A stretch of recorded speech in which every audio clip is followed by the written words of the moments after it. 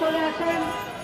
আজকে বাংলাদেশের টাকা পাচার এবং ঋণ খেলাপিদের তালিকা প্রকাশের দাবিতে জনসংহতি আন্দোলনের উদ্যোগে আজকে আমরা বাংলাদেশ ব্যাংকের অভিমুখে যে বিক্ষোভ মিছিল বসেছি, সেখানে পুলিশের বাধায় আজকে আমরা এখানে সমাবেশে মিলিত হয়েছি। আপনাদের সকলের কাছে অনুরোধ, আপনারা এই সমাবেশ, এই প্রতিবাদ সমাবেশ, বিক্ষোভ সমাবেশ পরিচালনা করতে সহযোগিতা করবেন। সংগ্রামী বন্ধুগণ, আপনারা সকলেই জানেন আজকে বাংলাদেশ, বন্ধুগণ আপনারা এক পাশে গাড়ি ছেড়ে দিয়ে সমাবেশটা করবেন। যান চলাচল বিঘ্নিত করা আমাদের লক্ষ্য নয়।